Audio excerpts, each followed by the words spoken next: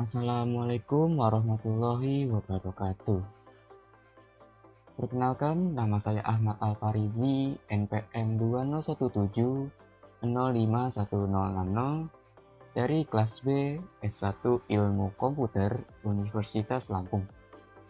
Pada kesempatan kali ini saya akan menjelaskan materi terkait konversi NFA-DFA sebagai tugas 4 dari mata kuliah Teori Bahasa dan Automata. Baiklah, langsung saja kita ke topik bahasan, yaitu konversi NFA-DFA. Tiap NFA atau Non-Deterministic Finite Automata adalah DFA, tetapi tidak sebaliknya. Tiap NFA memiliki DFA yang ekuivalen dengan NFA tersebut. Dengan kata lain, NFA dapat dikonversikan menjadi DFA.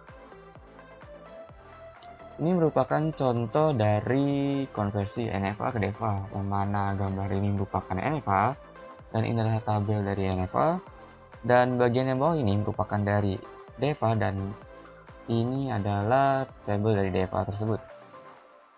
Langkah yang pertama untuk mengkonversi NFA ke DFA adalah yaitu mengkonversi gambar NFA ini ke dalam bentuk tabel, di mana terdapat step A dan B dan inputan 0 dan 1. Step A, jika diinputkan 0, maka akan kembali ke step itu sendiri atau masuk ke step A. Maka di sini ditulis dengan A. Namun jika diinputkan dengan 1, maka dari step A akan masuk ke step A sendiri lagi dan juga menuju ke dalam step B. Maka di dalam tabel di sini ditulis dengan ukuran A, B. Untuk step B, dikarenakan tidak ada input yang bisa dilakukan, maka input di tabel ini diberikan himpunan kosong atau dengan tanda seperti ini, himpunan kosong. Jika semua tabel NFA berhasil dibuat, maka kita konversikan ke dalam tabel DFA. Caranya dengan cara melihat step-stepnya itu. Yang pertama ada step A. Ini ada step A. Jika diinput dengan 0, maka akan menuju ke dalam step A. Sehingga di sini ditulis A saja. Namun jika step A diinput 1, maka menuju step A dan step B. Dikarenakan DFA, maka dijadikan single step. Maka dari itu, di dalam tabel DFA ini ditulis menjadi AB atau sebagai step baru. Lalu yang B, di dalam tabel NFA ini, step B ini saat diinputkan 0 dan 1 tidak berupa himpunan kosong. Maka tidak perlu dikonversikan ke dalam DFA. Lanjut ke tabel DFA. Di sini ada step AB. Cara menentukan AB di sini berasal dari inputan step A dan B.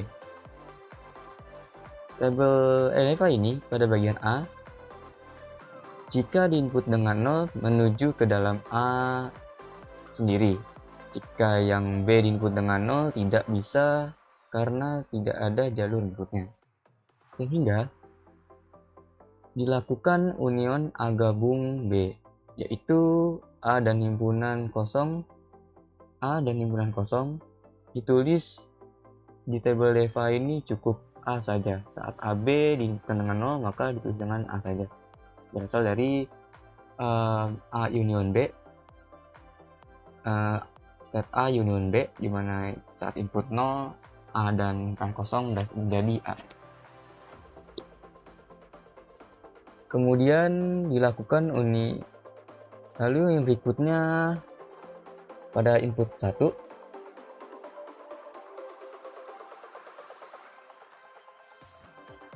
Saat sama seperti input 0, saat himpunan A, B dengan himpunan kosong di union, maka akan menghasilkan himpunan AB ini.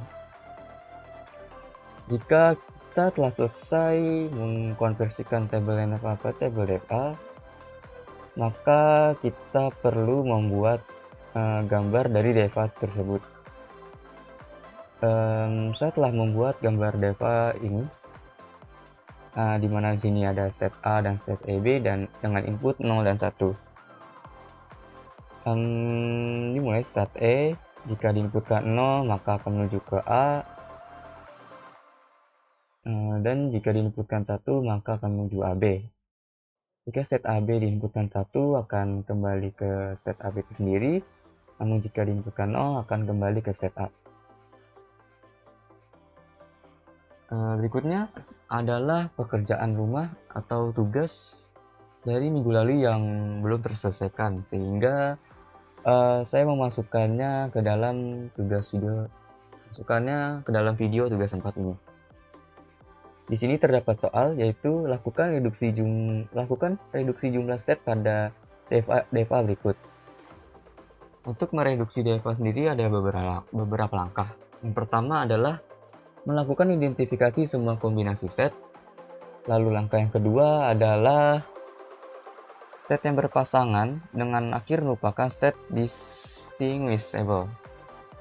Lalu untuk langkah yang ketiga adalah untuk pasangan state yang lain, jika masing-masing state mendapat input yang sama, maka apabila satu state mencapai state akhir dan yang lain tidak mencapai state akhir atau final state, maka dikatakan distinguishable. Lalu langkah yang keempat adalah pengelompokan state yang kelompok indistinguishable.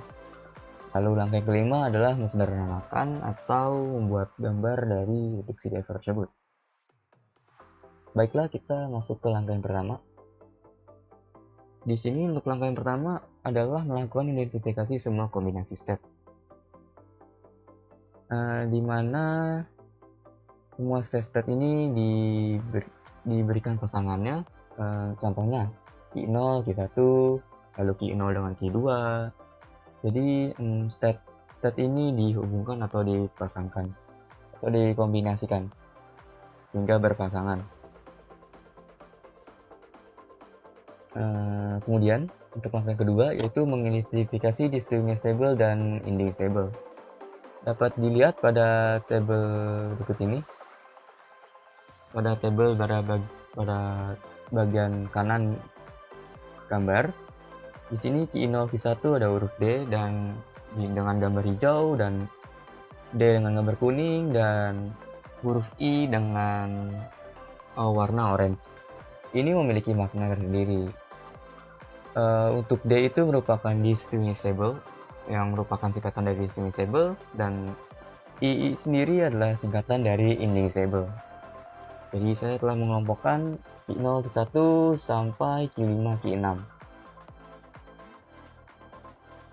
Lalu untuk langkah yang ketiga adalah membedakan antara distinguishable berwarna hijau dengan indistinguishable berwarna kuning. Di mana distinguishable yang berwarna hijau ini berarti adalah state yang berpasangan dengan akhir yang merupakan state yang berpasangan dengan state akhir merupakan state distinguishable. Untuk contohnya, misalnya di sini saya mengambil Q0 Q1. Di sini Q0 Q1 dapat dikatakan distinguishable karena Q0 ini adalah state saat dihubungkan dengan Q1, yang mana Q1 ini merupakan final state, sehingga berdasarkan teori ini dapat dikatakan distinguishable. Kemudian untuk distinguishable yang berwarna kuning ini merupakan teori yang kedua, yaitu untuk pasangan state yang lain, jika masing-masing state mendapat input yang sama, maka apabila satu state mencapai state akhir dan yang lain tidak mencapai state akhir, maka dikatakan distinguishable. Kita ambil contoh Q0 dengan Q4. Q0 merupakan state dan Q4 merupakan state. Di sini Q0 kita identifikasi masing-masing Q0 dan Q4. Di dalam teori, jika salah satu mencapai state akhir, maka dikatakan dingin stable. Salah satu mencapai jika salah satu mencapai state akhir dan yang lainnya tidak mencapai state akhir, maka dikatakan unstable. Kita lihat di sini Ki 0 saat diinputkan 0 dan 1, maka akan menuju ke final state. Dan untuk Ki 4, jika diinputkan 0 dan 1 tidak mengarah ke final state, melainkan mengarah ke state tersebut. Jika Ki 4 diinputkan 1, dia akan mengarah ke state-nya sendiri, yaitu Ki 4. Namun jika ke 0, dia akan mengarah ke state Ki 5. Yang mana tujuan dari state input 01 ini bukan merupakan final state. Kemudian untuk langkah yang keempat adalah mengelompokkan state indistinguished stable.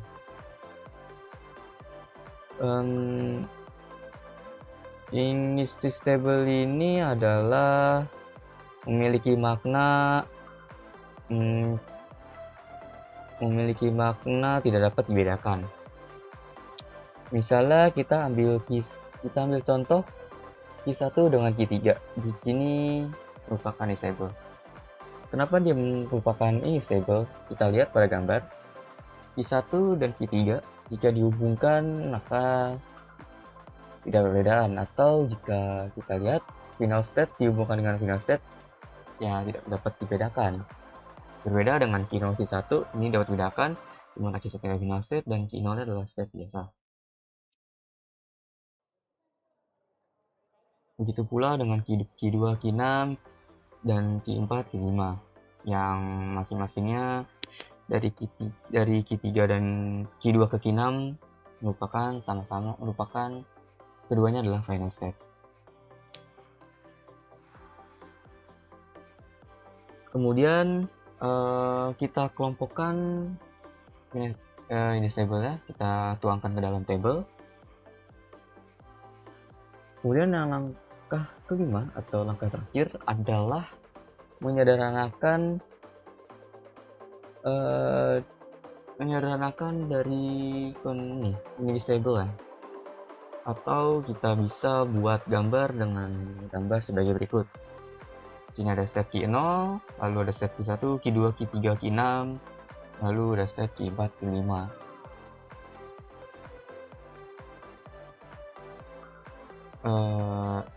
Ini merupakan penyederhanaan atau hasil akhir dari reduksi jumlah step pada DFA. Terima kasih atas perhatiannya. Saya mohon maaf atas kurang dan lebihnya.